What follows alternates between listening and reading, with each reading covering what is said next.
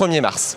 Alors effectivement, on a des acteurs sans scrupules, des entreprises de e-commerce sans foi ni loi, qui croient avoir trouvé la parade en faisant atterrir leurs avions en Belgique ou aux Pays-Bas. Eh bien, cette parade, elle sera éphémère et ces entreprises sans scrupules, elles seront rattrapées.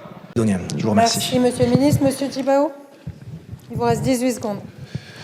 Bon, j'ai bien compris que le consensus, ce n'est pas une notion qui est discutée en France, mais c'est valable chez nous. C'est ce qui a été le gage de stabilité des accords précédents. Aujourd'hui, c'est contestable. Et je le dis, il n'y aura pas de majorité à l'Assemblée pour porter ce texte. Donc, il n'y a pas de lieu pour moi de le présenter mercredi prochain. Ou aux Pays-Bas. Eh bien, cette parade, elle sera éphémère. Et ces entreprises sans scrupules, elles seront rattrapées. Elles seront rattrapées d'abord financièrement, puisque à partir du 1er juillet rentrera en vigueur au niveau européen des droits de douane à hauteur de 3 € et que 1er novembre, c'est une taxe supplémentaire européenne de 2 € qui viendra se substituer alors à notre taxe nationale. Et ce sont donc 5 € à la fin de l'année qui seront imposés au niveau européen à ces acteurs sans foi ni loi. Et puis, ces entreprises sans scrupules, elles seront aussi rattrapées réglementairement, et cela dès maintenant. C'est la raison pour laquelle le gouvernement a pris un arrêté pour renforcer considérablement le pouvoir des douanes françaises. Il est paru au journal officiel ce matin même. Il étend le pouvoir de contrôle des agents des douanes à la circulation et dans les entrepôts intérieurs pour que nous puissions contrôler les produits qui viennent hors d'Europe mais qui transitent par un pays européen et particulièrement par la Belgique et par les Pays-Bas. Des contrôles ciblés auront lieu et les agents des douanes pourront contrôler et saisir dès à présent les marchandises qui ne respectent pas nos règles ni nos normes. D'accord. Mais au fond, l'enjeu est le suivant, monsieur le député. Voter ce texte, c'est permettre à un processus politique de se poursuivre et de s'améliorer. Le refuser, c'est prendre le risque de refermer la fenêtre politique qui s'est ouverte, avec toutes les conséquences économiques et sociales que cela implique. Ce texte ne ferme aucune porte. Il organise, au contraire, une trajectoire politique fondée sur le dialogue et sur l'expression des Calédoniens eux-mêmes.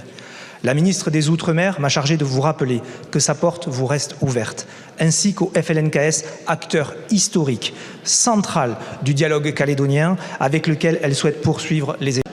Or, rappelons-le, ces plateformes reposent sur un modèle économique à très bas coût qui ne respecte ni nos normes sociales, ni nos normes environnementales et qui alimente une surconsommation massive au détriment de nos commerces de proximité.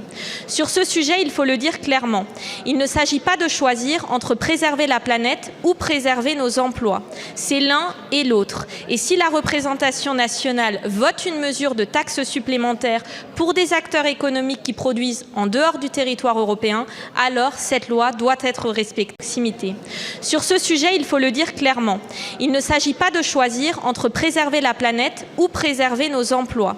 C'est l'un et l'autre. Et si la représentation nationale vote une mesure de taxe supplémentaire pour des acteurs économiques qui produisent en dehors du territoire européen, alors cette loi doit être respectée. Mais au-delà de la France, la bonne réponse doit être européenne.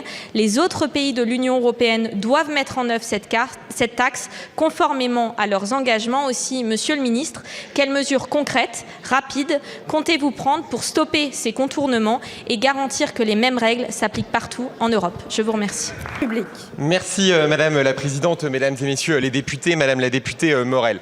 L'explosion des petits colis venus hors d'Europe, c'est une guerre en règle contre notre modèle économique, social et environnemental. Et je n'ai pas besoin ici de rappeler les rideaux fermés dans les rues commerçantes, les industries soumises à une concurrence déloyale, le nombre de produits saisis qui ne respectaient ni nos règles, ni nos normes, les minorations artificielles de valeur pour échapper à l'impôt. Et c'est la raison pour laquelle le gouvernement s'est mobilisé depuis de nombreux mois avec mon collègue Serge Papin. Et c'est la raison pour laquelle il vous a été proposé, la représentation nationale a adopté une taxe sur les petits colis de 2 € au niveau national qui est rentrée en vigueur le 1er mars. Pourquoi maintenir ce texte mal ficelé politiquement, instable juridiquement, où le législateur statue à l'aveugle sans loi organique et sans majorité pour le porter à l'Assemblée? Retirez-le. Convoquez les élections provinciales et donnez-nous la possibilité de trouver un accord consensuel de décolonisation pour sortir de l'impasse politique, gage de stabilité aussi de la relance économique. Nous avons appris par ailleurs, Monsieur le Premier ministre, qu'il y a eu une réunion hier avec le chef de l'État et les 2 présidents de chambre sur la suite institutionnelle. Qu'en est-il ?